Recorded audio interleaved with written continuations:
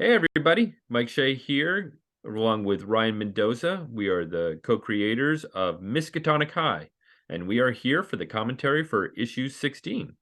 Um, why don't we go ahead and get started?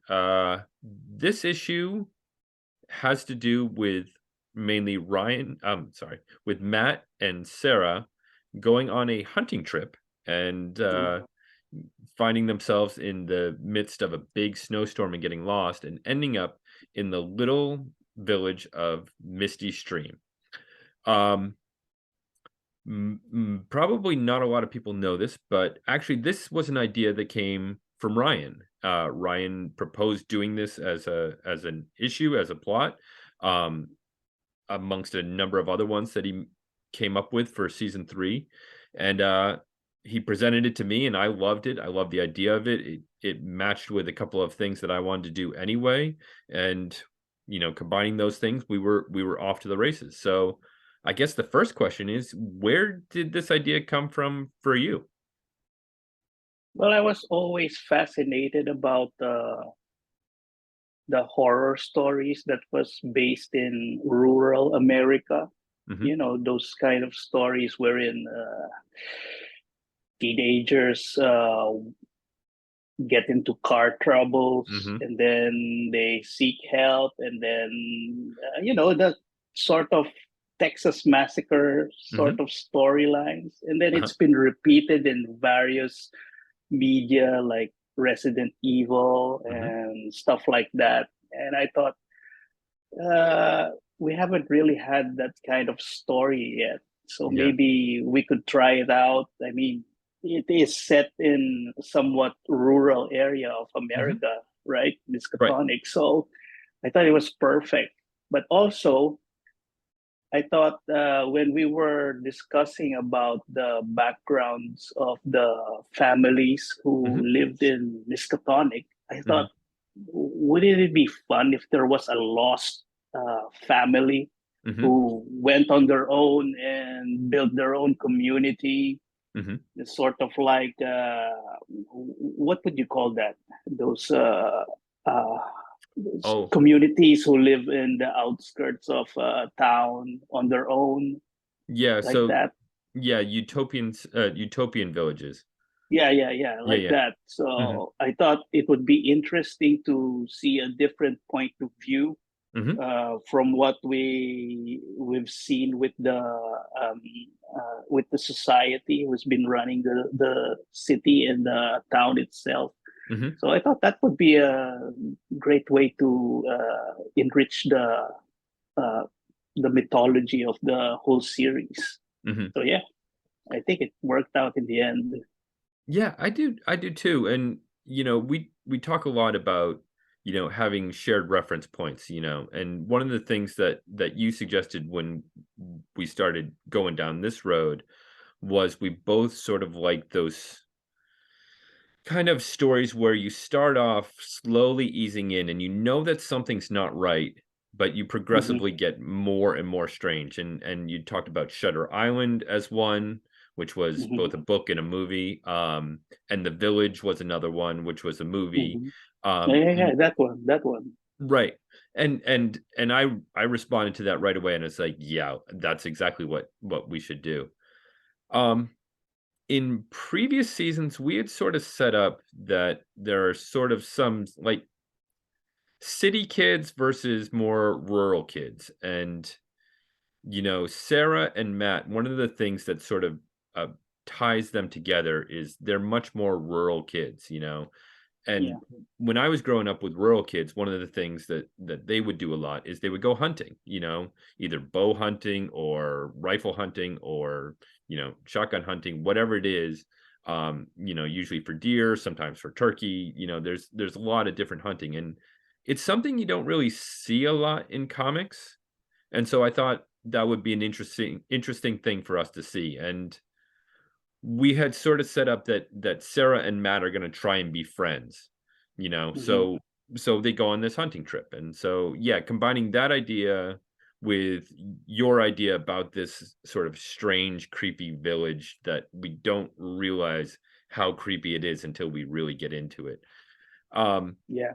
it really sort of worked together. And the last element that came to it also came from you, which is the idea that they sort of worship Hastur, and by doing so, the villagers have a way to be immortal, um, which I thought was a really interesting idea, um, to sort of tie it together and have that be the mystery of who are these people and why, why are they always around?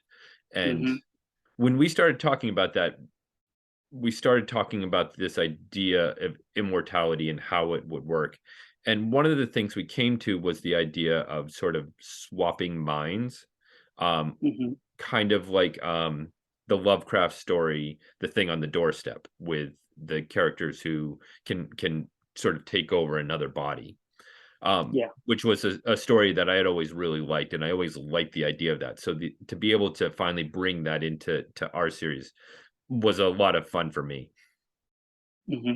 Yeah. And another thing that I wanted to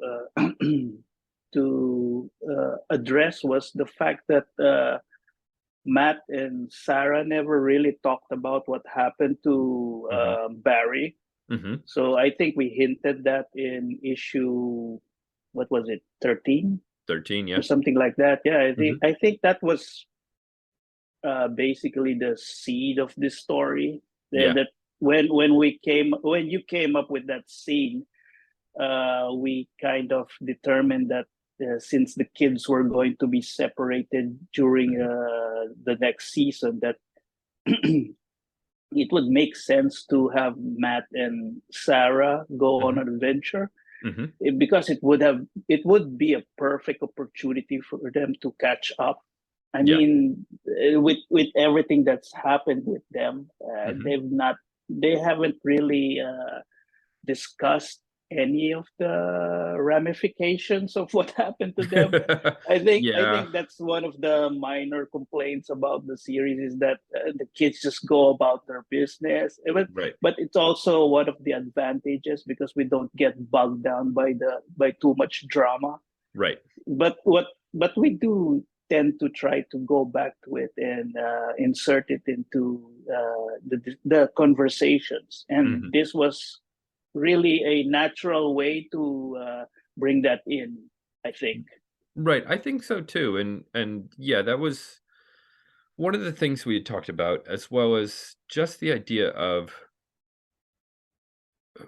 when we sort of started the series, some of them were friends, some of them weren't, and sort of getting back to some of those natural relationships of, just doing things that are sort of that teenage kids would do together. And so, they go hunting, maybe somebody else watches TV, whatever it is, that let them do those things before you sort of drag them down into the next, adventure that they're going on. Mm-hmm. Okay. Um, so why don't we start off talking about the cover? It's a striking cover. I really like this one a lot. When you showed it to me, I instantly fell for it. Mm-hmm. Um, why don't you talk about your vision for what Hastur looks like? We get this sort of brief sort of scene of Carcosa behind him. Um, and then of course, Sarah and Matt grasping their heads going a little crazy. So why don't you talk about sort of how you created this, how you created the look of Hastur, for the cover? Yeah, yeah.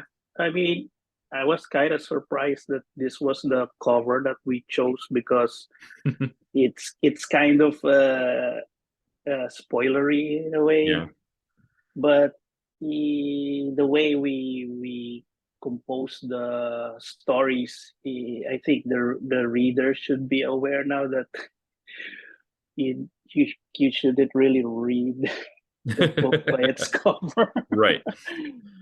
Yeah, but I mean, first of all, the Hastur figure is a very interesting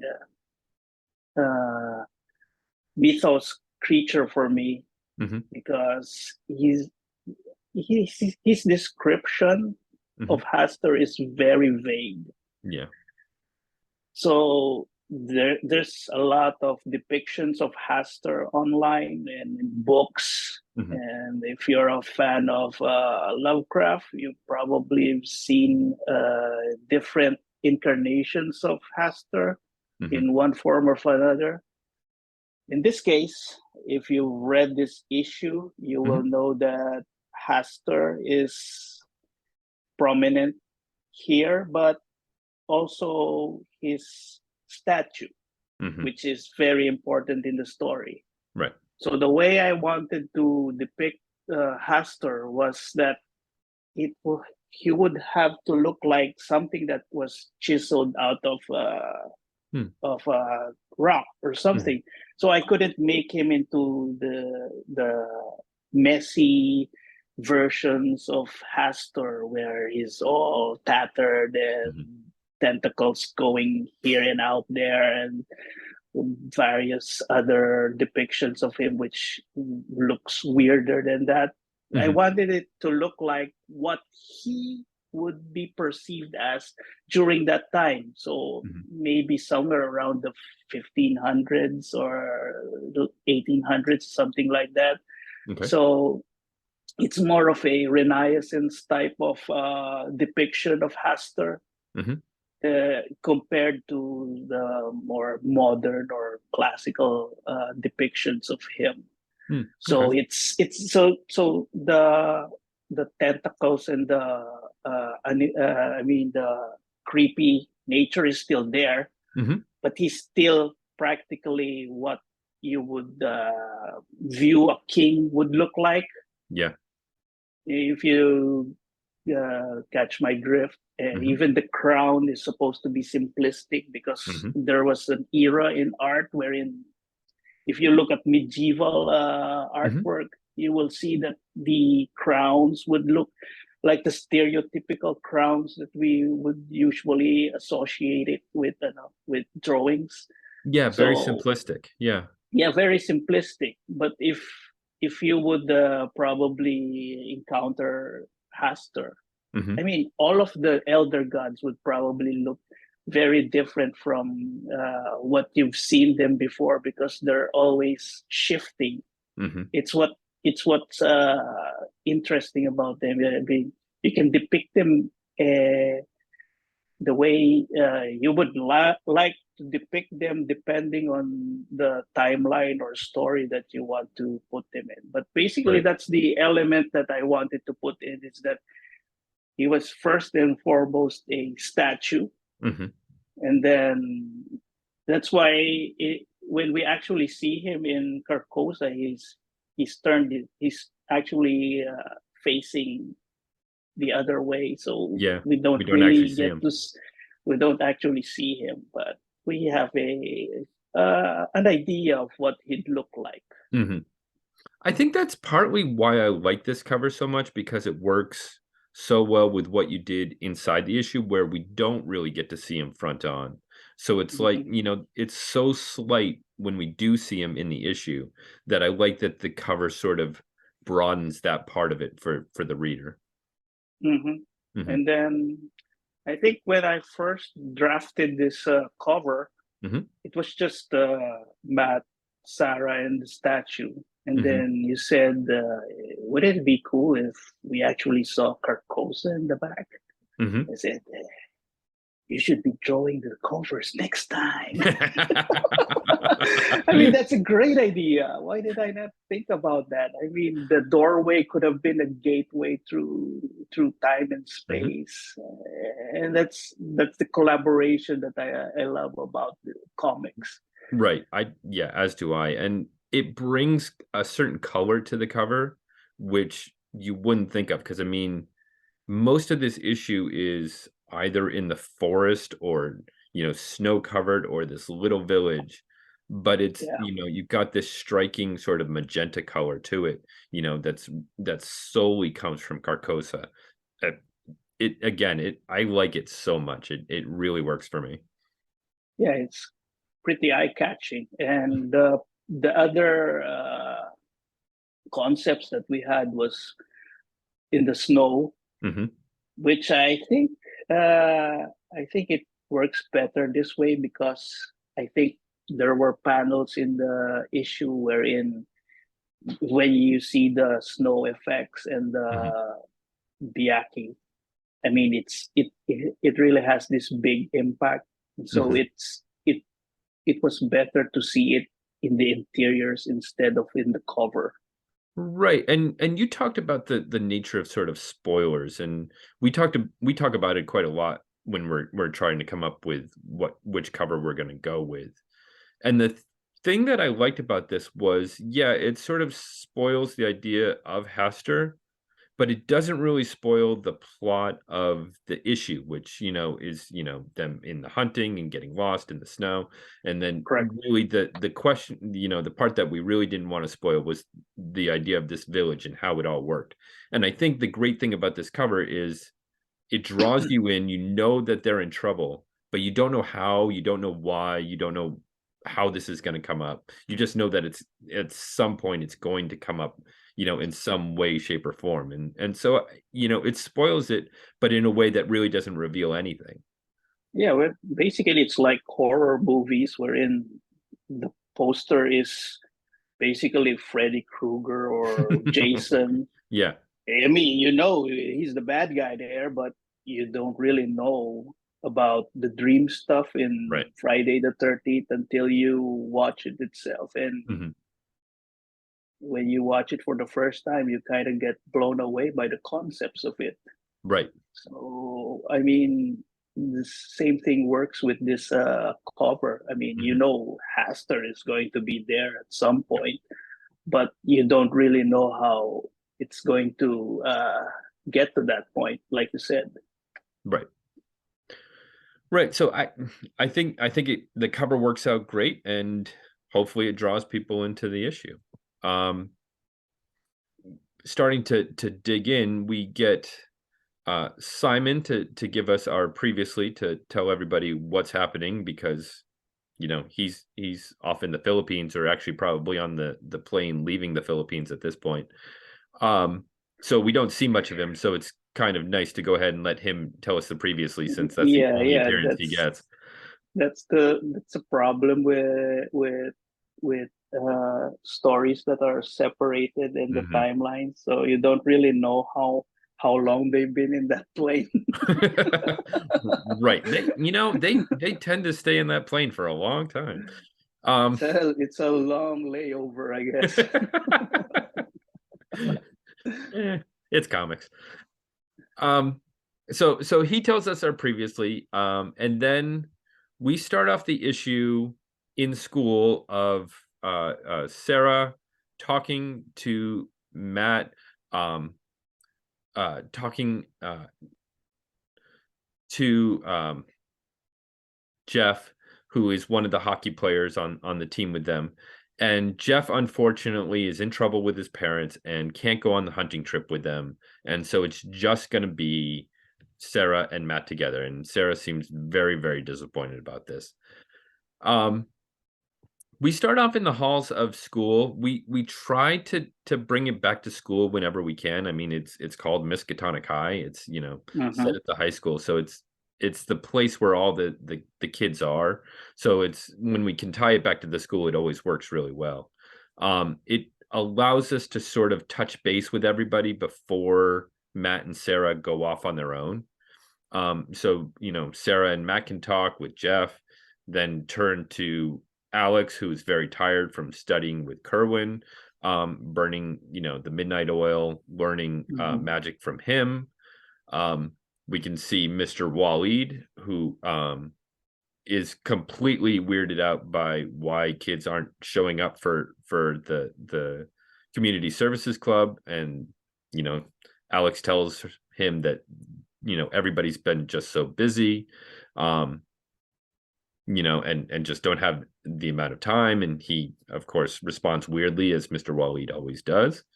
And then Mhm. we hand off to Trish and seemingly Ren, but actually Anton in disguise, who end Mhm. up at the newspaper office. And we're, you know, not to spoil anything, we're laying the basis for a number of stories that are coming up that we're going to get to. And one of them is what is going on with Trish and Anton and wanting to know about this grave robber who is going around to local cemeteries and stealing bodies. And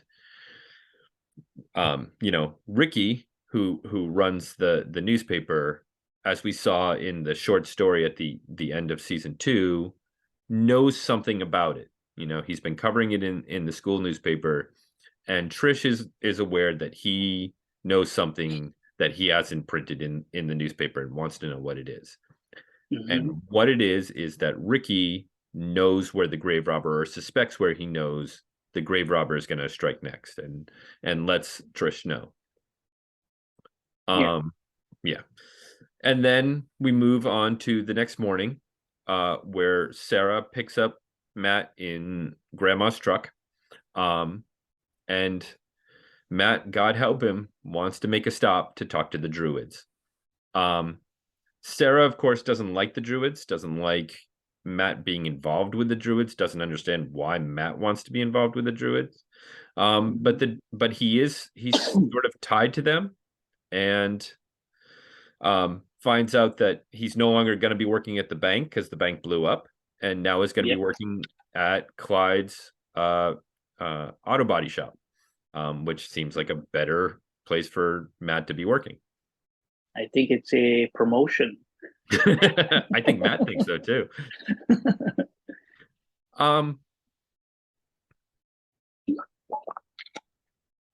So the Druids weird Sarah out, as well they should. And once they get to the campground and start hiking into into the forest, she seems to relax some, Matt seems to relax some, and they really can talk a lot more easier, and it just feels a lot more friendly. Let's talk a bit about the forest, because it's sort of an element here that I sort of threw at you. I don't think they have forests like this in the Philippines. So how did you come at this forest in terms of the look of it? Yeah, we don't have forests like this in the Philippines at all. So it's very hard to actually imagine how it Mhm, would look like, especially given that we take into account the seasons. mhm, So the forest and the trees would actually look very different during different times of the year, I yep. guess. But I kind of have to research about it. And there Mhm, are trees that actually don't shed leaves during autumn. So right. that was very interesting to me, Mhm, and kind of gives this particular forest a certain charm, because honestly, if this was full of trees that are just bare, it would mhm, still be creepy. But mhm, you know, this is a visual medium, so it right. has to have a certain rhythm to it, Right. and of course, having different kinds of colors, like mixing greens and oranges, have always been fascinating for things like this. Mhm, So yeah, lots and lots of references mhm. and guesswork, I guess. It works. I mean, it definitely looks like a forest that you would see, where they are, Hmm. with a lot of green, and then some orange as well. And what I liked about it was, because they're dressed in camouflage too to go hunting, so they feel like they fit here. Um, how did you decide on costumes for them for going hunting? Well, that was another thing I had to research on. I thought I Mhm, could just put them in their casual clothing, and then mhm, when I researched about hunting mhm, gear, I thought, wow, These things look cool. I have to somehow replicate this. Mhm, It's much more work than actually giving them their civilian clothes, but mhm. it really gives the images much more realism. Right. And also, as I was drawing this, I wasn't even thinking too far ahead with Mhm, in terms of colors. So mhm, this was depicted without the camouflage effect. mm, So I had to look for a brush that would mhm, actually put in the camouflage effect mhm, during coloring. mm. And I wasn't really aware of how it was going to turn out, but it's surprising. Actually, Mhm. the brushes these days are amazing. Yeah. Yeah, you can get a brush to do just about anything, like make Yeah, footsteps I and mean, I mean, we're talking about AI and stuff right Mhm. now. I Yep. mean, these are the stuff that I wouldn't mind using AI on. Mm. Yeah, yeah. Also, artists don't lie. If there was a program that can do flatting automatically for you, you would embrace AI too. Yes, yes, you would. I'm kidding. I'm kidding. I'm not. Having done one page of flatting in my life, I would absolutely get behind AI for flatting. Yeah, yeah. I mean, when you get used to it, I mean, there's a certain way I do flatting, Mhm. so I don't think that any amount of automation will really get the desired effect that I want. But Right. who knows? Maybe someday. Maybe someday. So while Sarah and Matt are hiking through here, they happen to see the sign of the Yellow King Inn, which is, Matt's family's hotel where in Miskatonic. And he's kind of Yeah, curious about that's about why it's there. that's the other thing. I mean, Mhm. we didn't really plan for this, but when you introduce that hotel in Mhm. issue 9, we Yes. didn't really we didn't really think about doing this story, but it kind of made sense Right. to put them together, and yeah, I mean, it really works well. Right. So when we had done issue 9, like there was a lot of ideas that I had going into that sort of got cut out of that script Hmm. with the idea that the inn itself, and I think we mentioned this a little bit during the whole tour that Anton takes, was sort of the first building in town, or one of the first buildings in town, and they used it, as the town center. They used it as a church. They used it as all these things, which settlers kind of did back then. And so I always sort of knew that it was going to be at the center of things somehow.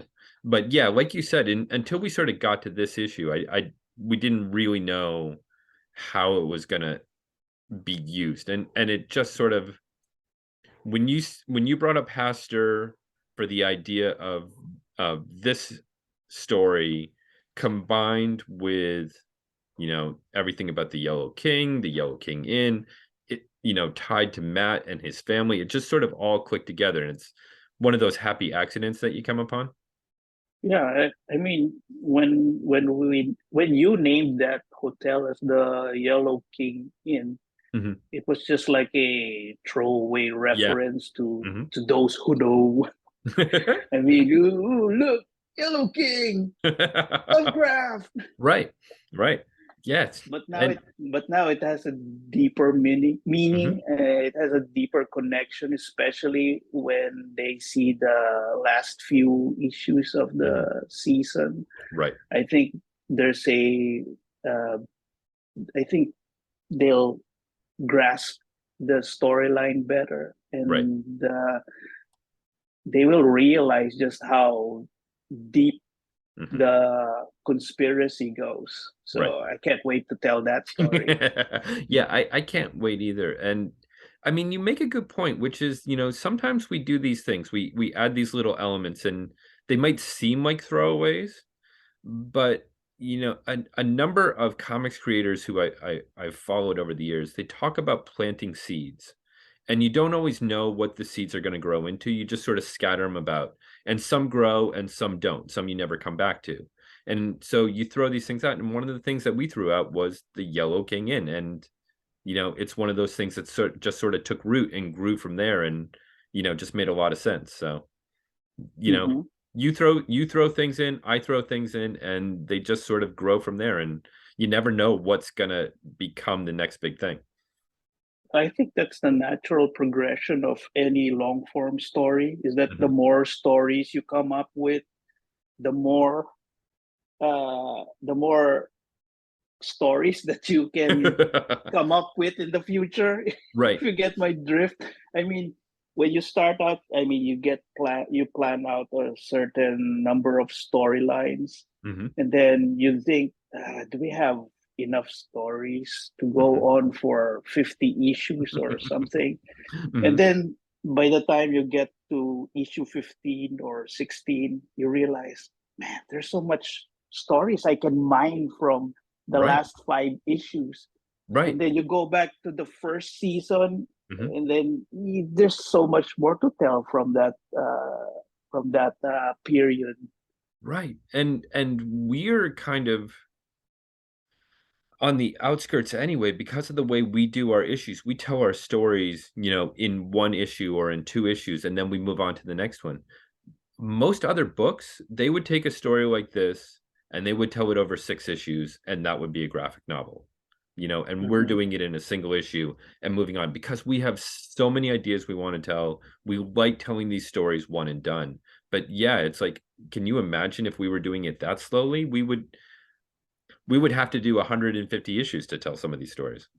I think that's when burnout sets in. Is it Yeah. is when you spend too long on a single storyline. Yeah.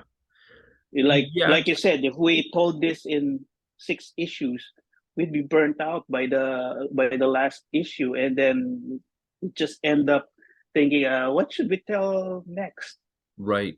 But I also think it's the same way for the readers, when you're only getting an issue every 2 months or so, you know, if it takes you an entire year to read one story, you know, you might lose interest. You might, get distracted. You might forget who some of the characters are. And so one of the things that I think really works in our favor is by doing these sort of standalone issues where people get a full story. They feel like they've gotten a full meal from our issue and then can go on to the next one.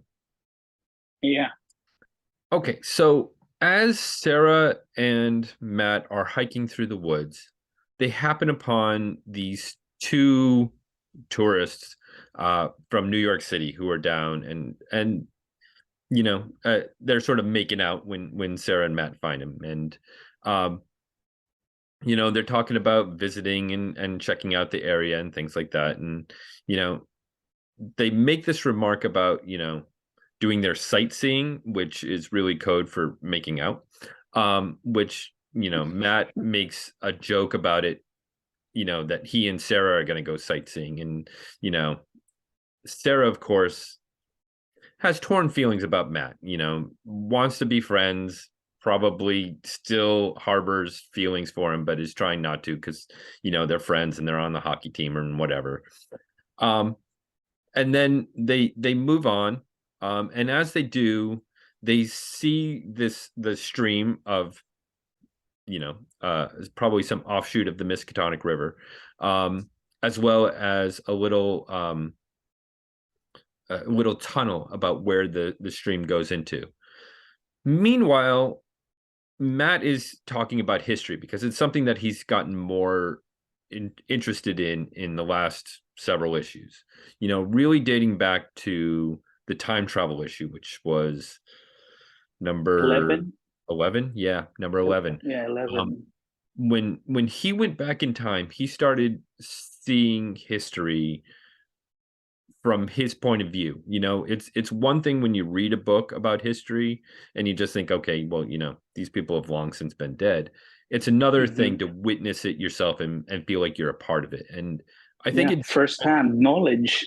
right. And I think it did something to Matt where, like, here's a guy who he really was just sort of coasting along, happy to play sports, happy to, play video games, basically not really doing much. And it sort of opened his eyes in a way that they really hadn't been open before. Hmm. And to me, it sort of went back to some of the ideas that we talked about when we first launched the series, which is, the great thing about doing teenage kids is everything in their life is changing. The things that they used to be interested as kids, maybe they're no longer interested. They pick up new interests, they pick up new friends. They're starting to figure out who they are. And Hmm. that's the thing I sort of liked about the way we've been handling Matt, which is kind of really slowly, is seeing him sort of evolve into this sort of new character. He's letting go of who he was as a kid and trying to figure out who he's going to be in the future. And, he's going to mess up along the way because he's Matt and, he does. But it's one of the things I really like about the character and I like about this issue is we're starting to see that. Um, Yeah, and so, that's what mhm, I've been harping about. Long form stories mhm, is that you can't really do this in a mini series. Well, maybe you can if you have a focus on one character and then yeah. you're really determined to see his progression from the start to the finish of the series. But if you were going to do a one shot with the option of doing more, Mhm, then you're basically just letting the character hang mhm, in the end. But yeah. if you have a ongoing series like this, you have more leeway Mhm, into how the character is portrayed. So you're right about that he will goof up uh, on on the way there, but I mean all of them are right. basically in a way, but maybe it's just more pronounced with him because that's just the way we design the character. I mean, Mhm, I think people forget that the main inspiration of the series was the Breakfast Club. mhm. I mean, we even joked about the the title of it being Yep. Breakfast Club from Hell, Yeah. something like that. And there were certain tropes and Mhm, stereotypes there that still applies even to the current issues. But like you said, the characters have slowly progressed right. throughout the series. So they're not necessarily the same characters they were in the beginning, which Right. essentially was what the Breakfast Club was. I Right. mean, you see them in the beginning, they were all very messed up kids. Even the jock there was very messed up Mhm, if you hear his background story. mhm. And then at the end of the movie, they were all changed. They Right. were all different Right. characters by the end, and that's something you can only tell if you have a real grasp on the characters. Right. And like you said, and actually I think it's something that we see a lot of this season, especially as they're sort of split up. We see them all sort of messing up in their own ways.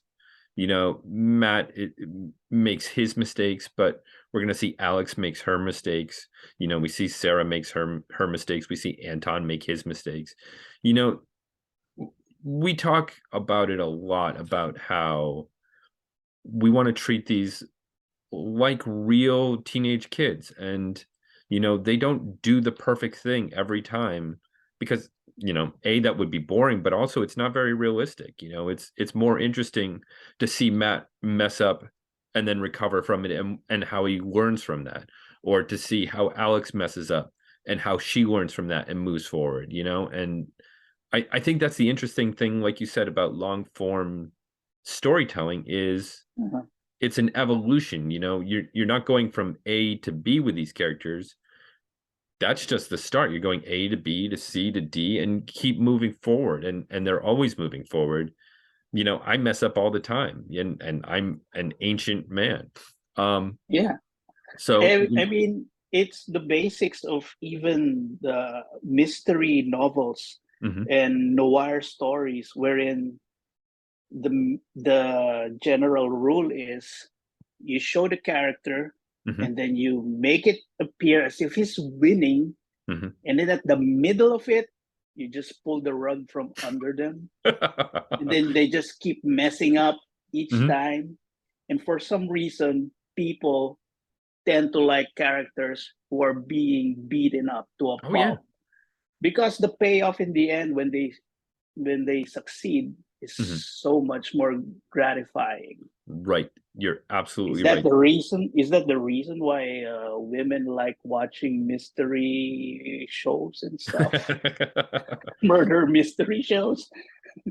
Well, I think part of it is because people like, that there's some resolution at the end of it where everything makes sense, because in real life nothing ever makes sense. Yeah, yeah. I mean, that's the overall. I mean, template of a mystery novel is just this hard-boiled detective shows up, and Hmm. then you think he's infallible, and Hmm. then he meets this femme fatale, and then everything shatters from underneath him, and then it just can't catch a break after that Right. until the very end, where he snatches victory in very small it's basic storytelling to at its core, but Right. when you apply it in long form storytelling like this, it, it makes more sense that the characters will just suffer through it, and Right. people tend to be drawn to characters who are not perfect at all. Right. Right. And I think that they are drawn to characters who are suffering, because we all feel like we're suffering in some way. And so we relate to that when we see these characters suffering. And that's sort of what we're doing here by splitting the characters apart, is seeing them sort of at their worst moments. Um and in this case, this is kind of one for Matt. you know we're getting, in the issue where we're getting his backstory, where he's talking about how, in school, in town, everybody sort of let him coast. He didn't really have to work very hard at anything because his name carried him through. And really, it wasn't until the druids came along to challenge him, to say, you do have a brain and you can use it. And if you use it, you can actually do things. And he responded to that. And despite everybody else, even the readers knowing that this isn't going to end well for him with the druids, he's still drawn to Mm-hmm. it. Mm-hmm. Yeah. So Sarah and Matt are hiking along. The snow has started, which looks great, by the way. Um, and Sarah hears something, and we see something in the snow. She shoots an arrow at it. It comes at her, and she loses her bow. And now the snow is really, really going. And for a guy who has never seen snow, this looks great. I think this looks really realistic about, when they talk about a Mm-hmm. blizzard isn't a lot of snow. A blizzard is a lot of snow and a lot of wind at the same time. Mm-hmm. And that's what this is. And it looks perfect. You can see exactly why Sarah and Matt would feel lost in this. Um, Mm-hmm. do you want to talk about the challenge of doing snow for having never seen it? Well, I have seen snow Oh, have you? in Okay, I'm sorry. movies, in movies, in movies and video games. Right, right, right. I think video games by itself is very good in Mhm. depicting. weather. Yeah. So it, especially if you're playing games which are third person or first Mhm. person, so Mhm. the experience of seeing it visually Mhm. kind of what do you call that? It's knowledge through osmosis. Your the experiences of modern people these days are not tied down to um, physical experiences, but more Right. on visual of senses like playing or watching or Mhm. even from talking with other people. Mhm. I mean, you describing your old town Mhm. when you were young is a form of knowledge osmosis. I mean, Mhm. it's great that you were there. Mhm. That so the stories kind of come to life Mhm. with the series because you yourself was there and you know exactly how the places would have looked like. So Mhm. in a way, if I depicted something that was kind of not really realistic, you would probably tell me, Right. and that's a big help to me, Right. actually. Right. And we've talked in the past that one of the nice things about again the way we do our storytelling is sort of every issue the setting changes a little bit. And here's a case where we hadn't really done anything in a snowstorm, much less a snowstorm in the woods. So it looks different from everything that we've done before, and it really creates a new element that's unique to this issue so far. Um, Mhm. which I think is really nice, and um, which really works. Again, I,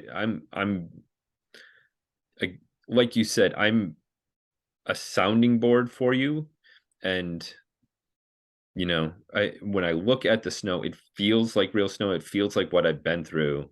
Um, you're right, though. It does also feel like a video game where there's snow, so it does work both ways. Yeah, I mean, people don't actually see the script Hmm. before it becomes drawn on page, Right. but you do a great job in describing the people and the places, so Hmm. that's really helpful. It kind of grounds me to Right. know how. I mean, it's easy to research on stuff, but Hmm. knowing exactly what to look for Hmm. is a big help. Right. And the great thing about comics is, and sort of what you put in the script is, here's the most important part. The most important part is, you know, Sarah and Matt are in the middle of a snowstorm and something is out there. And as long as you capture that, you know, it can look a million different ways. A million different artists would capture it a million different ways. But the essence of it is that it needs to be those things, and we need to feel that. And that's exactly what we get here. And I know a lot of comic writers who work with artists, and they send them, mountains and mountains of script and description, and when they get things back, they're like, no, this isn't exactly what I saw in my mind, which is the point. It's the point is that it doesn't look exactly what I think it should look like. The point is Mhm. it should be the collaboration of what is needed for the story and what you bring as an artist to it, and we find that happy medium, and I think we do that. Yeah, I think as long as we take the readers to a Hmm. place they've never been to or experience things that Right. they'll never experience, I think we succeed in some way or form. Right. But yeah, it's always a good experience exploring other places and Right. situations. I mean, I've never been to space, but I've drawn scenes in space. That's true. So there's no way you can get me on a rocket to space, but I'd Right. love to draw sci-fi stuff. Which is how we got to the annual story. Um, Hmm. yeah. So of the many things that you've never experienced, we have Sarah and Matt finding their way into this sort of valley where there's this little town. I mean, it's barely a village. Um, a handful of buildings, and in the middle of it is this sort of mausoleum, which we will get to in a minute. Mhm. Um, so they go down and they are completely lost, and they find their way into this little house where there's a fire going. There's food on the stove, but there's no electricity. And they're thinking, well, that's weird. And then a woman, you know, comes in and is completely surprised by them. And they're like, oh, don't worry, we don't mean you any harm. And she's like, oh, no, no, no, you merely startled me. And she goes ahead and gives them some soup and gets their story. And she starts telling them her story about how they are in this little village of Misty Stream. There's no electricity, and it's what's known as a utopian village.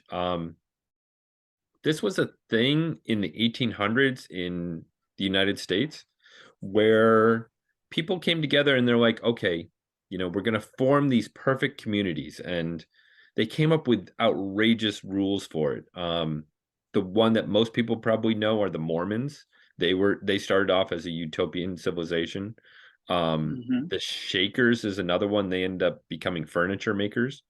Um, and the one this is sort of based on is the town of Oneida, which is in upstate New York.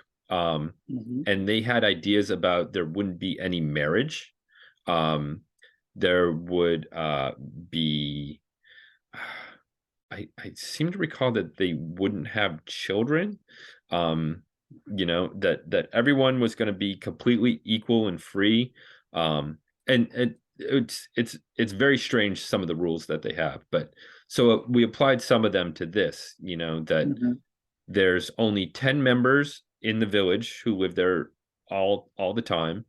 Um, that they men and women don't live together; they live separately. Yeah.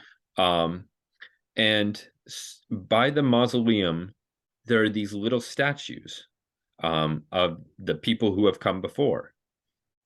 We don't really know what they are, but they're kind of cute. Mhm. And Anna and Thomas sort of tell the story that the villagers of Misty Stream, the descendants of them, or the progenitors of them, set off from Miskatonic, that they had a falling out with one of Matt's ancestors, and had set off and established this village. And Matt, of course, hates his ancestors, has lived through it and has seen what terrible people they are. So he naturally assumes that these people were running away from his terrible ancestors, and they must be good people. They're trying to set up this utopian village. And so he's really into it, and he thinks, this is an interesting place to be. Um, why don't we talk about the village? Because it's clear you put some quite a bit of thought into sort of the layout of it. There's a mill, uh, uh, uh, uh, there's a windmill, there's this mausoleum, there's sort of the town center meeting house. Like, how did you Yeah. design this village? Did you put a lot of thought into I think I did. I it? mean, I think there was just one thing that I couldn't include in it. It Hmm. was animals. I think Hmm. you told me that they were vegetarians or Hmm. some sort. Hmm. So there was a point where I wanted to include like cattle in it, and then Hmm. I remembered, oh no, there's no animals. Yep, But there probably are for agricultural probably. purposes, Yeah, but it's winter, so they're probably hiding in the barn. So I right, included a exactly. barn. Hmm. So every creepy village needs a windmill. So basically, when you told me it was 1800, so the Hmm. houses Hmm. and the buildings should reflect that at least. Hmm. And I think I've drawn a quite a few of this already, so I'm quite familiar with how to lay them out. I just Hmm. had to position them in a way that would look realistic. So I had to Hmm. look at some pictures, which actually are harder to find. Hmm. But there are Hmm. model makers of it that actually do this. Okay. And that's kind of what uh, my main reference was. Okay. So, yeah, because I don't think photograph existed too much of the whole Hmm. villages that time. So there are people who are dedicated in recreating this in model form, Huh. if you Okay. would believe that. So that was very helpful. That's neat. Oh, okay. Yeah, yeah. Not only that, but also in computer graphics. Mm, So that I yeah, believe. Yeah. there's quite a number of them, but it's not to the fidelity that I would have wanted. So Hmm. there's a lot of guesswork still involved. Hmm. But like I said before, you draw. How many pages have I drawn now? Have it reached 1,000 pages already? I mean, when you Yeah. when you draw that much, you kind of uh, you kind of get a sense of how to draw things, Hmm. and then it just becomes natural. Hmm. And then the details is just the things that you search for in reference. Hmm. So yeah, I've always been a advocate of good background. So Hmm. it's the area where I spend most of the time. I think I research more than I actually draw, but in this case, Hmm. this took quite some time Oh because man. I needed to make it right the first time so that I Hmm. could reference it in the following pages. Hmm. So that's important. Right. That makes sense. Mhm. So after wandering through the village a little, they go into the meeting hall, where we see that there are 10 chairs, for the 10 villagers, and they are reading, uh, Matt and Sarah, um, and saying that the other two, are tired from the festival, that they just had, that they'll have another festival for Sarah and Matt tomorrow. Um, and Sarah, of course, is starting to realize that this is a little weird and creepy, and but Matt's into it. Again, the way he thinks about it is, these are the people who escaped from his family, and that's kind of something that appeals to him. Um, Mhm.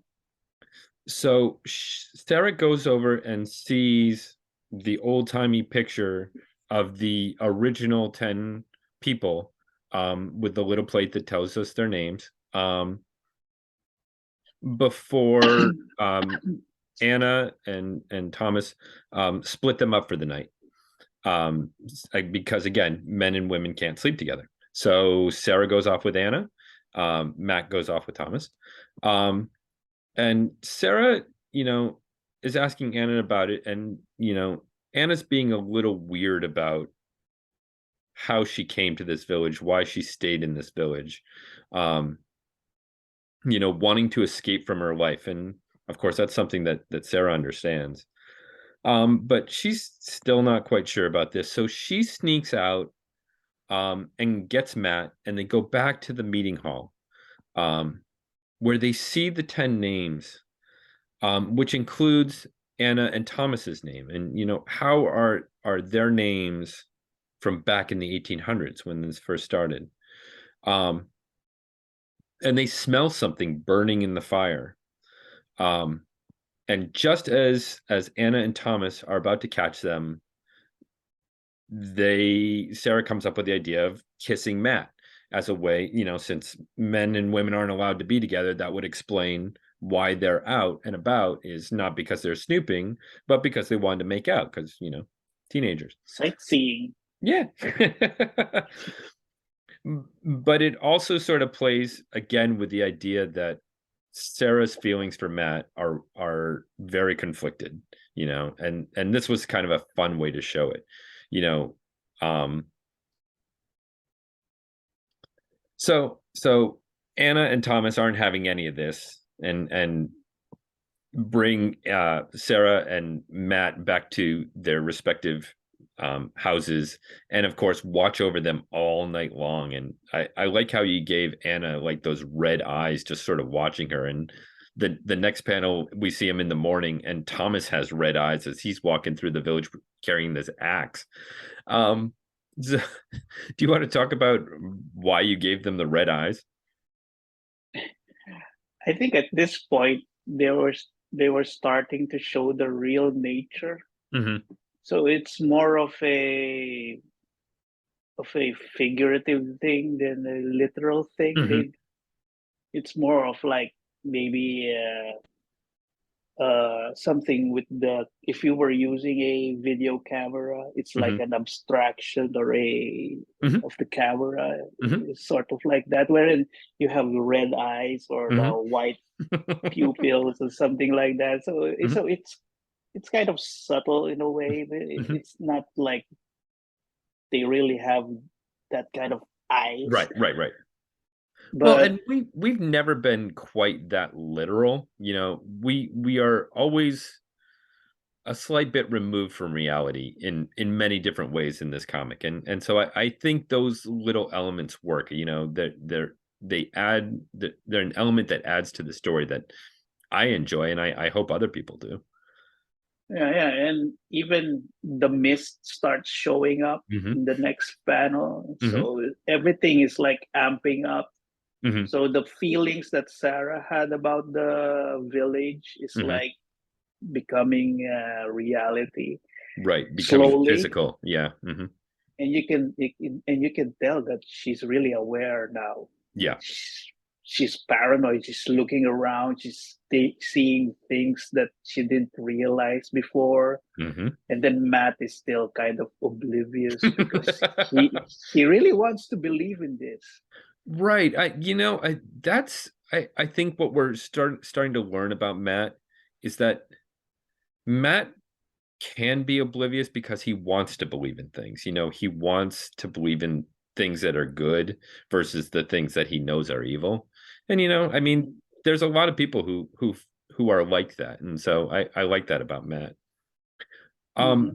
Sarah remarks that there are two new statues outside the mausoleum that weren't there before. And so she's wondering about where they came from. But Anna, of course, is undeterred. She is taking them into the mausoleum. And as they're sort of descending down this stairwell, um, even Matt is starting to realize, nope, you know what? This is bad news. But Anna and Thomas are determined to bring them to the festival. Um,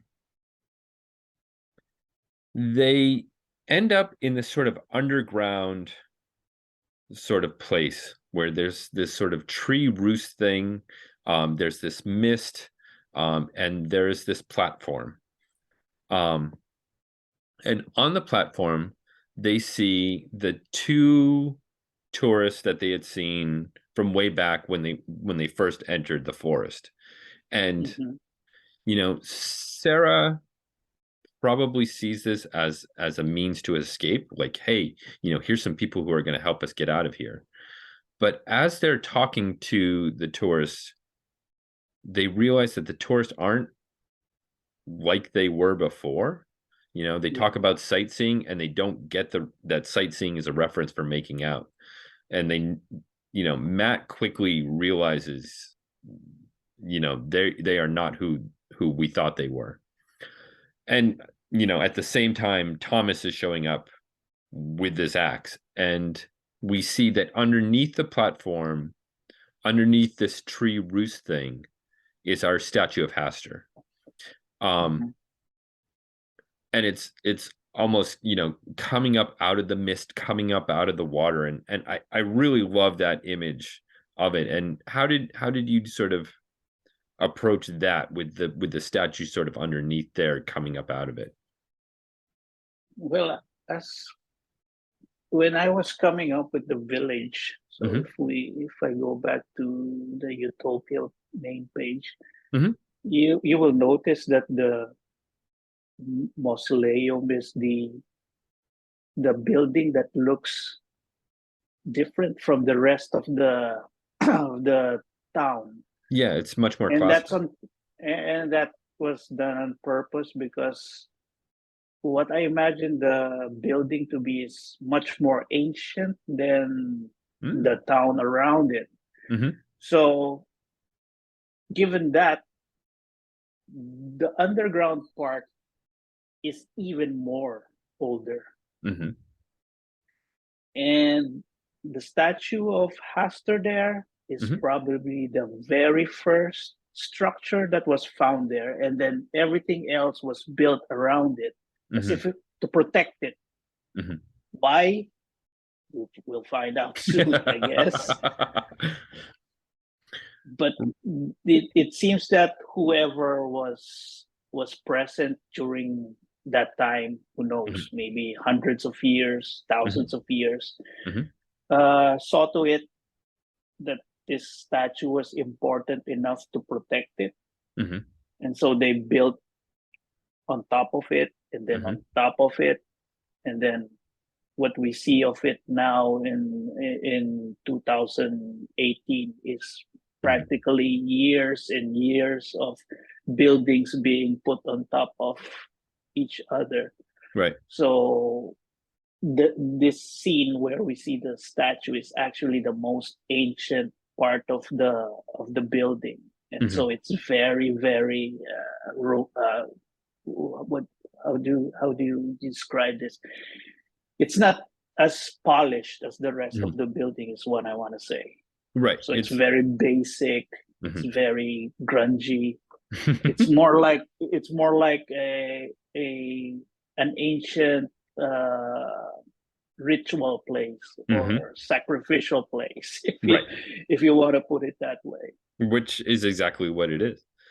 Mhm. Um, so the villagers all sort of gather around and they start chanting, and suddenly the Bayaki appears, and the Bayaki is sort of this flying dragon-like creature. Um, and Matt and Sarah are like, "What the heck is that?" Um, and as they're chanting, we realize that something is going on in their heads. They are going to be a sacrifice, but they feel something pressing in their head. Um, and it completely throws them off. Anna says she can feel it, Sarah can feel it, Matt can feel it, and as Matt is feeling it, he's sort of flailing around and accidentally pushes Sarah off of the platform. She's falling and sort of reaches out and grabs at the Bayaki and happens to grab the arrow that she had shot the day before into the snow, into the creature, whatever that was in the snow, grabs on, and it in pain from whatever takes off. Um, that's kind of a hard thing to show, but I think you did it really well. I also really like, well, I love the design of the Bayaki. I think it's amazing. But I also like how you create this sense of motion. You can sort of see that you use some blurring techniques to sort of Mhm. suggest the motion of it, and I think that works really well. Do you want to talk about, using blurring as a way to show motion in a still image? Yeah, well, this is mostly an experiment on my part. It just came during the last parts of rendering this page. Hmm. I don't usually use Photoshop Hmm. uh, Photoshop filters and stuff like that because Hmm. one, I don't know how to use them, and two, I just think it's too much effort to do so. But in this Hmm. case, I thought something was missing with the Hmm. image. Maybe because of the lack of space between the platform. I mean, when you're laying out stuff, Hmm. you're forced to draw things in a certain way so that you Hmm. can depict all the necessary elements in the page. Right. So in this case, I think I just wanted to show that the creature was leaping up into Hmm. the air and that it would take enormous speed to reach a certain point wherein it could warp out of Hmm. that place. Hmm. So I thought this was a great opportunity to learn this technique, Hmm. which it's basically a filter, Hmm. but then I had to use masking tools Okay. so that it doesn't blur the whole image, but Right. just It only parts of blurs it. certain parts. Yeah. Yeah, yeah, and I think I used the blend blend tool or something uh, to some parts of the creature Hmm. because the lower part is definitely blurred, but you can see that parts of it are still pretty much in focus. Right. So that was the purpose of it. It's just to, like you said, depict motion. Hmm. And I think it worked out. I do too. I do think it worked well. Okay, so Sarah holding on to the bike key, it warps out of there, leaving Matt, of course, stuck in holding the bag, if you will. Which is when we get Sarah meeting Haster in Carcosa. Um, Again, we only did this one panel in this issue where it happened. So it sort of had to represent a lot. And how did you approach that knowing that you were only going to have sort of one shot at this? Yeah, well, like before with Hastur, Hmm. there's been many depictions of Carcosa, but I think the common thing about Carcosa is the dead city Right. or something like that in the Hmm. background. So that definitely had to be there. Hmm. And then the I don't know what it was. Was it a lake or an ocean? I think so. Yeah, I think it was. But yeah, I wanted to depict death. Hmm. Basically, I wanted to show bones, Hmm. skulls. Hmm. I wanted it to look putrid and toxic Hmm. and all of these things. And then I wanted to show more creatures Hmm. flying around. Yep. So if you think one Biaki was scary, you should go to this place and Right. go sightseeing for the last time. Right. Jesus. Yeah, yeah, and then of course it has to have that black sun behind it. Right. And I was supposed to put something else here, but it became too much of a time drain that I had to bail on it. But I wanted to show that the Biaki was warping in to the Hmm. scene, Hmm. but it just messed the background too much that I couldn't figure it out. Right. I don't think you need it. I mean, it feels, again, with one panel, you don't have to show every step of them getting there. It's just enough that she's there and you knew that she came warping in. I mean, the reader connects the images and uses their imagination to connect from one image to the next. And I think that works for, I mean, it certainly worked for me coming into this. Yeah, but Um, basically the feeling of what I wanted Carcosa to be, mhm. this dark and very ominous place. I Mhm. think I'm happy with that one. I am really happy with it as well, and I now since you've done this, I'm eager to go back. So we'll have to figure out when that happens. Yeah, I guess. Uh,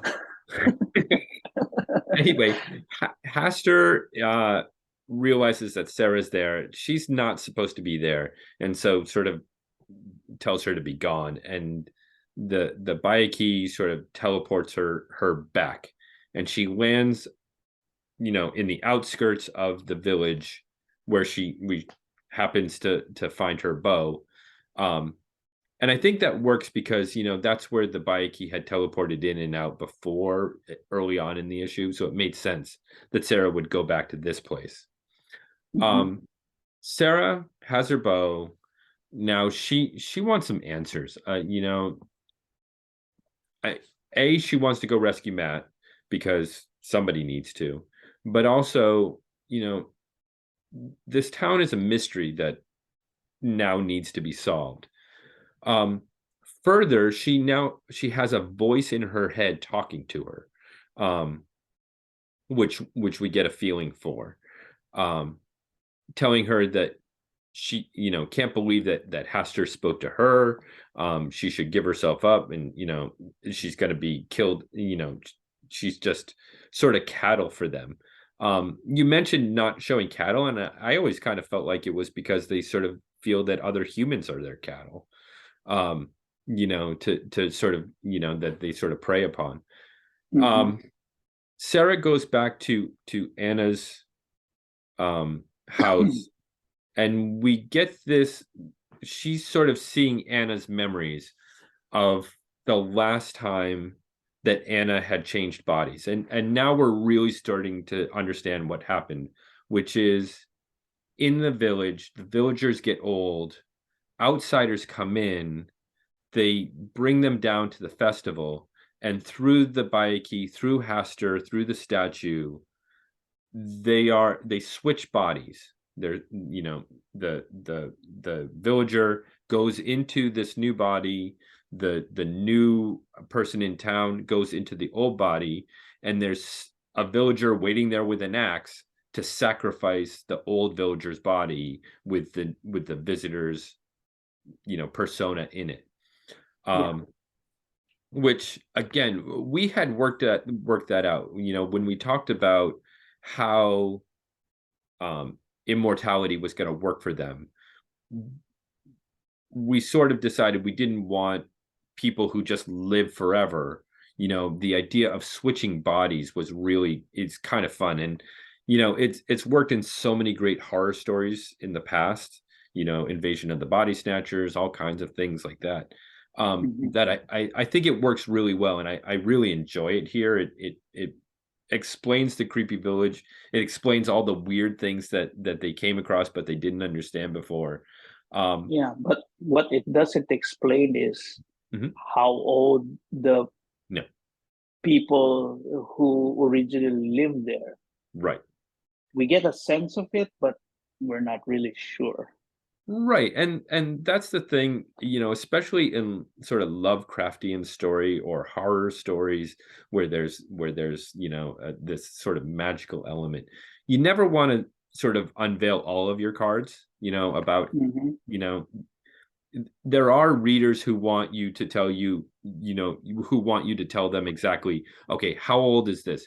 How exactly did it come into effect? What are the exact natures Yeah, of yeah. how these things work? And This is something I want to throw at you.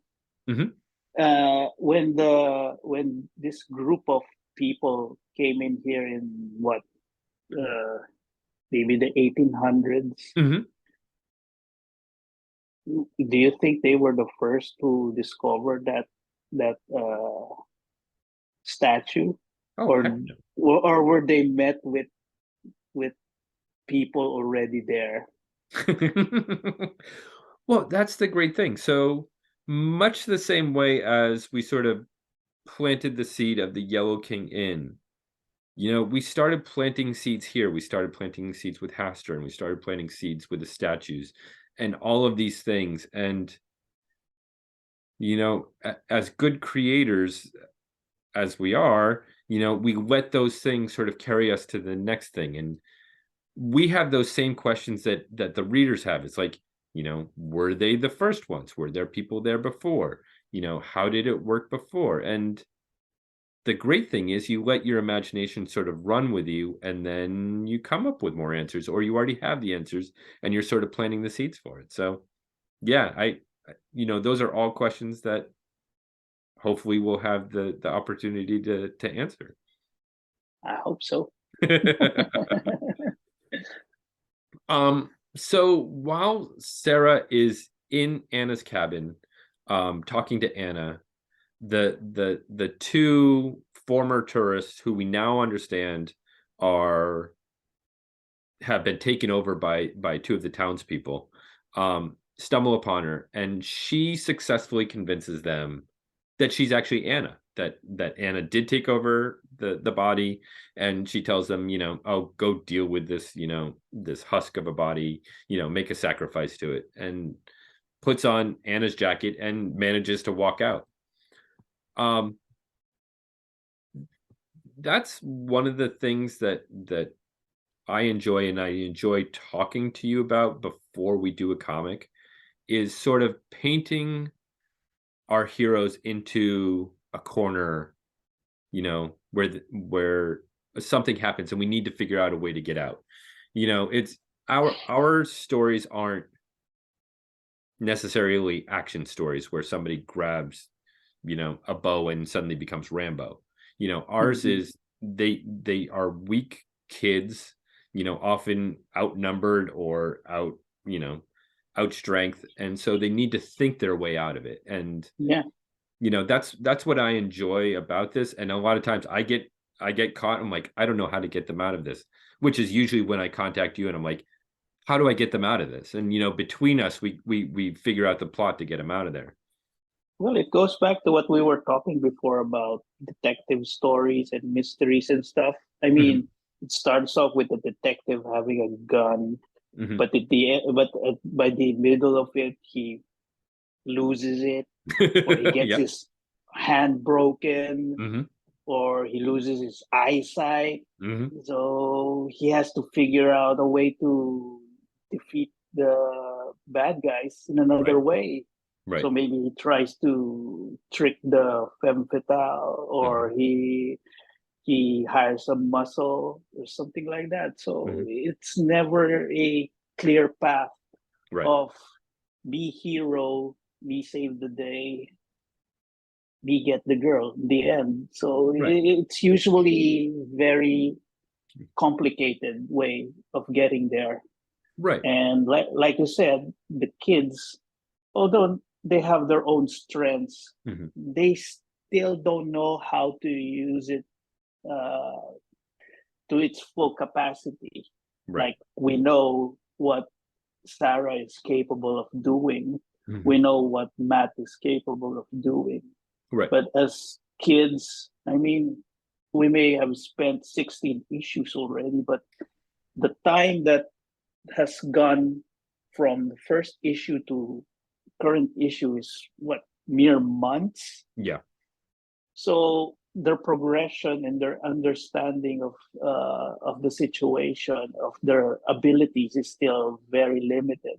Right. So, but eventually we'll get there. But in the Right. meantime, they'll have to figure things out. You know, Right.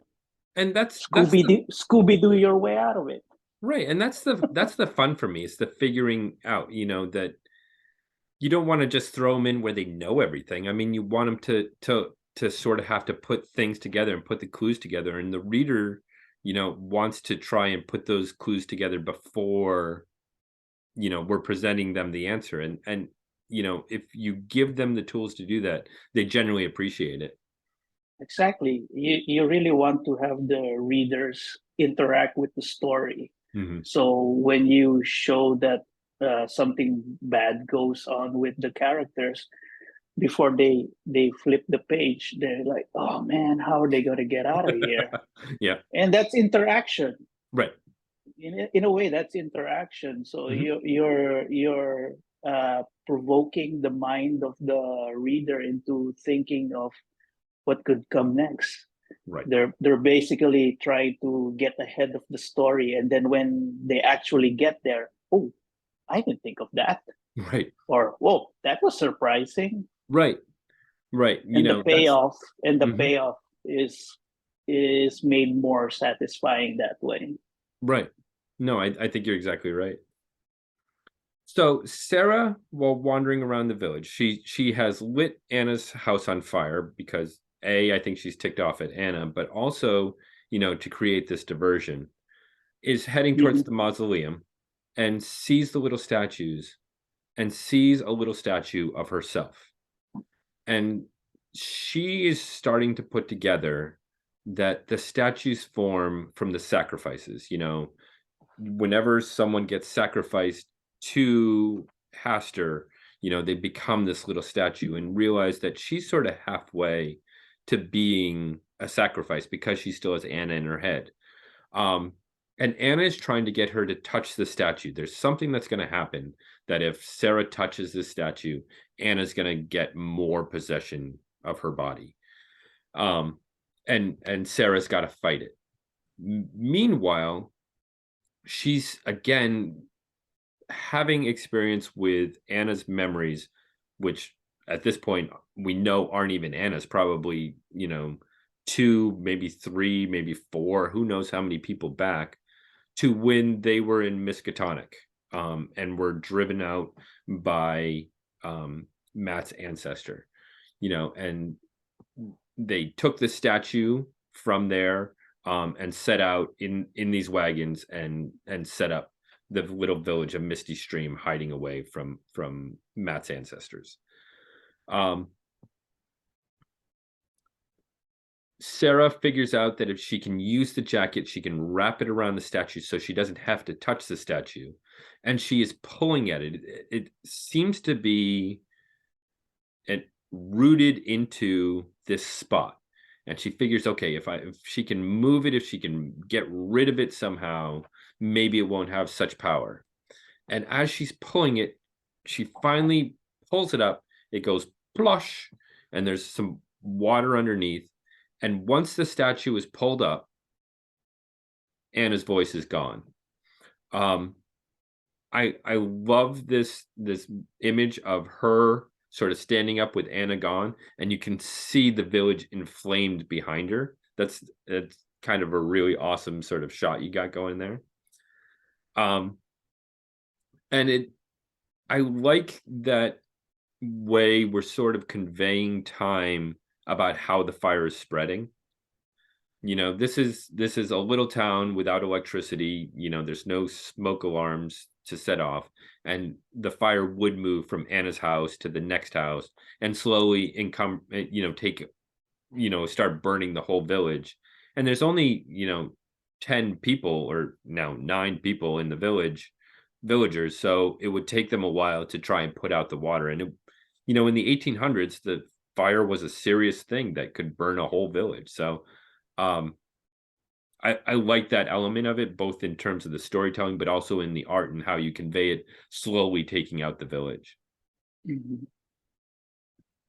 Um, so while the villagers are distracted, she goes into the mausoleum, goes down, and finds Matt there with Thomas tied up.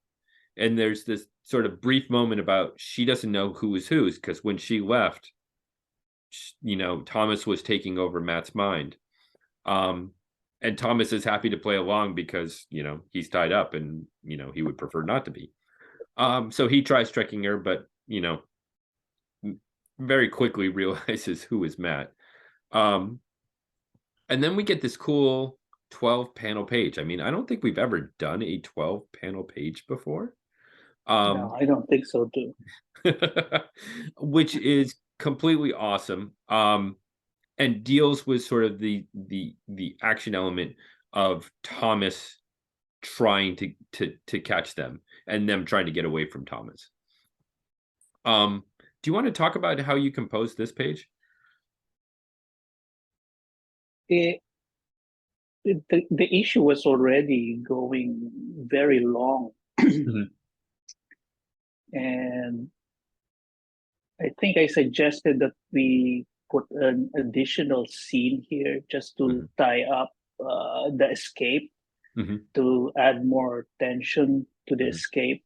I mean, like you said, the fire was a mhm. very big thing back then, Right, especially when houses were made of primarily wood. right. So although the mausoleum was made of, I don't know what material it was made of, Yeah, stone of some kind. but but with that much heat and fire Hmm. and being underground, Hmm. everything on top would probably pummel down. Hmm. And so I think I wanted to convey a more exciting escape from it. Hmm. And I thought that a single page showing equal panels would Hmm. do the job Hmm. to convey a more, you know, passing of time, like you said before. Hmm. So in comics, the more you compress time, the more panels there are Hmm. in the space that you're given. Hmm. And in this part, I only had a few panels that I could do because 12 is already too much. Yeah. So I had to compose it in a way that I could tell a single escape story in one page. Hmm. So it has to be concise, but also it had to be full of tension. Hmm. But so hopefully that the storytelling is still clear, even I though it was depicted only in 12 panels. Well, I think so, and what I really like about it is because it's compressed, you feel, really in the moment of it, and it feels frenetic, like there's a lot going on where, it feels Yeah, yeah. but because it's on this single page, like you said, it feels like a very tight amount of time that it feels dangerous. It feels like they need to move fast, and I really think it works. I don't think it I would think work it. I I Mhm. think I described it as a sort of a scene in a movie Mhm. wherein things slow down Mhm. and then the the whole scene becomes hyper focused, Mhm. like the even the coloring changes Mhm. into a more reddish hue, Yeah. Mhm. maybe because of the encroaching fire, Mhm. but also because of the growing tension. Mhm. So I think that helped convey the tension of the scene. I think It's so like too. it's supposed to be quick, like Mhm. maybe it happened in less than 10 minutes or 5 minutes, but Mhm. also it seems kind of slow Mhm. because you see glimpses of it. So, like I said, it's like in slow motion, you see glimpses of it. It's like you your senses are heightened to Mhm. see only these certain moments Mhm. at a time. Mhm. So yeah, Yeah. One of the things that I found when writing and that I rely on you quite a bit for is action. It's not something that I naturally gravitate towards. I obviously I tend to talk too much, and have the characters talk too much.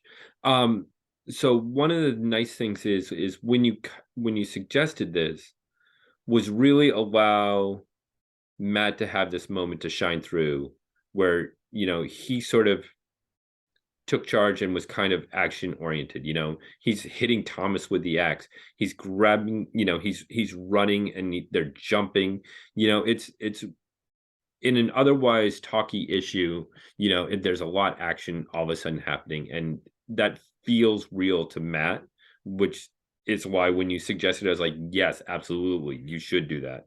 Um, and so I Mhm. I wanted to give Thomas a sort of finality in this issue. I wanted to focus on him because we don't really get to see a main antagonist in here because Right, the whole village is the antagonist. right. but I wanted to have this sort of Terminator sort of feeling with Thomas, in wherein, I mean, he could have broke loose of his ropes earlier on, but seeing Mhm. Sarah made him realize that Anna is dead Right, and this whole town is burning. right, I got to use what's left of me to stop all of this madness. I right, mean, if your whole community was burning down, you'd lash out at the very end with right. all your strength, and it makes Thomas a more dangerous man at the end. Yeah, I think that's exactly right. I think, yep, I can see that. Yeah. So yeah, those were the main things that came to mind when creating this page. Mhm. Can you believe it? It's a page. You better be careful. I'm gonna have lots more pages with 12 panels. No, bring it on. Oh, jeez, no. Um, so the mausoleum, because of the fire, is collapsing, and they're sort of trapped down there. And Sarah suggests, let's crawl out through the tunnel. And as they're going out, they sort of come out under the tunnel where they had seen much earlier. And when they look back, the town has vanished. It's not there anymore. Um, I I I I wanted to do that, and I hope you agreed with it. That I like those sort of things where something strange happens, you come out of it, and you look back, and it's gone. It's like, did it ever happen? All these things, and it just felt right to this kind of story, where this hidden village is suddenly hidden. Is it, did it burn down? Did it never exist? Is it still there? You don't Was get it to find was out. it a point in time? Mhm. Yeah, Was it a exactly, and point in time? yeah, any of those things could be true, and, sometimes there are readers who don't like that.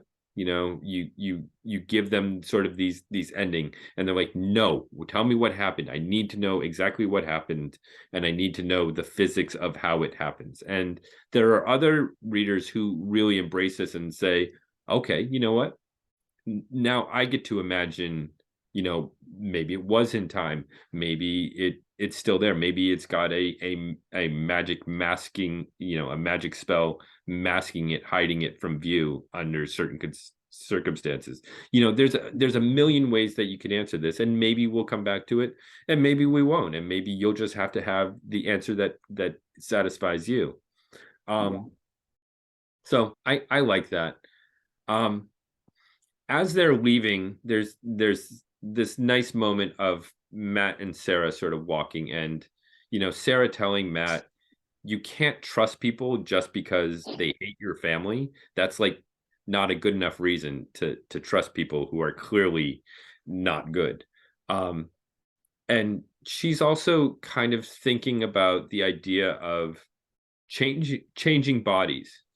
For Sarah, her body is slowly becoming something that she really doesn't want. It's Mhm. and the idea of escaping from that body into another body is kind of appealing to her in a way that probably Matt doesn't understand. Exactly. And it kind of, you can't put two characters in this story more perfectly than Matt and Sarah, Hmm. in a way that when Sarah says you can't trust people just because they hate your family. So in a way, is she talking about Matt's family, or is she talking about her family? Hmm. Yeah. Because we know her the family history of her family, right? Right. And at the same time, like you said, if she had the ability to change bodies, Hmm. she would, because she is so uncomfortable with what she has right now. Right. Right. And it also just allows, you know, one of the things about the way we tell stories, because we tell them so much story in a single issue, we don't always get the opportunity for characters to talk about what they just experienced. It's like you mentioned before about them talking about Barry and what happened with that. this was an opportunity for them to talk about what they just experienced in the village and how they sort of have different reactions to it, Hmm. and that's a thing that I really like. And it's sort of because we sort of split up the characters and allowed to focus on just two, it allows them to have that conversation in a way where if we had to have Alex say something and we had to have Anton say something and we had to have Ren say something, we might not have gotten that. And so, that's really kind of what we're exploring with this season is seeing the kids sort of separated from each other and who they are and them at their best and at their worst, Yeah. and just sort of pairing off in some ways. We saw that with Simon and Ren, which is a combination we haven't seen a whole lot, and I think came together really well. And here's one Hmm. where we see Sarah and Matt together, and it's a combination that we don't get a whole lot of, but when we get it, it works really well. And so, I, there are limits to separating the characters, but there's also some strengths to it as well. Yeah. Yeah. I think we discussed before that doing this for this season Hmm. will help illustrate that the group is Hmm. better together than Right. being split apart. But Right. yeah. Right, and sort of understanding, we talk about the Breakfast Club and how, they're sort of stereotypes of certain kinds of characters. And at the end of the Breakfast Club, you get the feeling that some of them will hang out with each other, but you don't get the feeling necessarily that they're going to hang out with each other as a group. Hmm. And our characters are like that. It's like, why would Sarah it's not really true because I mean Sarah and Ren have sort of become friends, but why would they continue hanging out with Anton? He seems like a jerk most of the time. Or why would they hang out with, Simon? He seems like a know-it-all all the time. And what we're seeing is, like you said, they're better together, that there's reason why as a group they would want to be together and why they would work well together. They complement each other Hmm. in a way. Because some of them will compensate for the weaknesses of the others. That's what they will realize in this season. Right.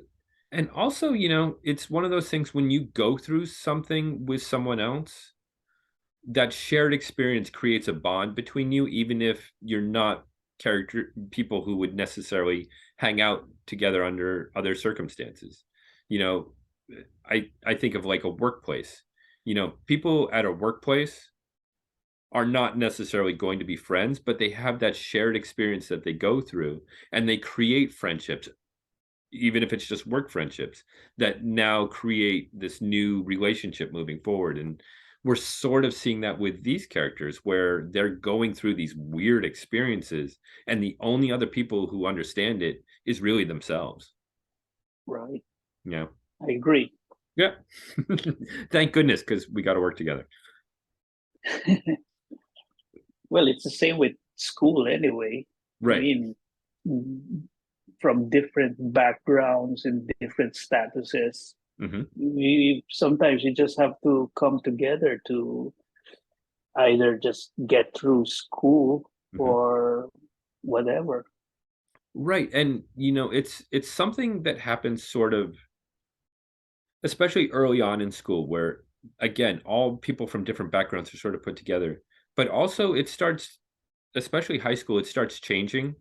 The sort of kids who are going to go off to college start Hmm. gravitating together, the kids who aren't start gravitating together, and that's sort of the start of these sort of cultural, barriers between people. Yeah. And so the nice thing about setting it in high school is they're sort of forced together. Yep. Yeah. So we end our story back at the Yellow King Inn, appropriately so. And Matt thinks he's going to go home to someplace that's nice and safe. And as we zoom in on the Yellow King Inn, we see another Hastur statue. And you know, part of it is you like to leave the reader with that nice, not really twist to the story, but a little thing at the end that's going to leave them thinking about what's going to come up next. So this was sort of a fun little ending to say, just because they've escaped Misty Stream doesn't mean that their dangers are over. Yep. Yep. Out of the frying pan and into the fire. Exactly. And so that's where we ended our issue. I think it worked out really well. I enjoyed this story, again, this sort of Shutter Island, sort of the village, sort of weird, creepy story that you go through and then come out of. Yeah, Um, I don't think we've had this kind of story in quite a while, or even at all. right. So it's quite refreshing to dive deep into something like this. Mhm. So yeah, I really enjoyed the issue actually. I did too. Yeah, and I'm kind of glad, we just did the yearbook, but it's kind of fun to get back into the stories of the issues again. And this is a good one to sort of draw people back into it, I think. Yeah, because the following issues will be all set in, well, primarily in Miskatonic. I think there's one issue where it Mhm. will be set somewhere else, but it will all be tied together in the end. So yeah, I hope people will look forward to that. I do too. I really like, we're sort of further along because we know how the season ends, but really pulling all the strings together at the end. I'm really proud of the way this season goes, and I really hope that people will stick around for it because I think it's a good one. Yeah. Yeah. All right. That's the commentary for this. We should mention we are have a calendar available on our Etsy store. If you go to Etsy-shop-Miskatonic High, you will see it. We've put links in the Kickstarter. We will continue to send out information about it. So yeah, so if you are looking for a 2023 calendar with 12 brand new images from Ryan Mendoza, you Yeah. got to check this out. It's a great one. I already love it. I'm gonna print it out I and know I am. yeah. So I check that need a out if you will. calendar. Everybody needs a calendar. Yeah. Yeah, Everybody should get a calendar. yeah. There we go. It's available both in print, so if you need one we can ship you one. And it's also available in digital, which can be both printed in black and white and in color. So if you're overseas and don't want to pay for the shipping, that's a good way to do it. Or if you have access to a printer and it's also good as a coloring pages. So if you want to draw a color in the black and white, it's pretty awesome. So yeah, check that out. Yeah. This will probably be the only way you can get these original images. Yep. So Yep. yeah, get it. It's yep, solely for the calendar. So please check it out. Okay. I think that's all that's going on. We will be back to kickstart issue 17 soon enough once we get these issue 16s into the hands of the readers. And so, yeah, be on the lookout for that. Next issue, issue 17, Alex explores the seedy underside of the eldritch magic of Miskatonic as she's learning from Kerwin. And yeah, it gets a little dark. But I think it ended up being a great story, and I think people who like dark eldritch magic are going to enjoy this issue. Yep. Yep. All Look right. forward to it. Thank you for talking to me, Ryan. I will talk to you again Thank soon. you. All right. Sure. All right. Bye bye, Bye. everybody.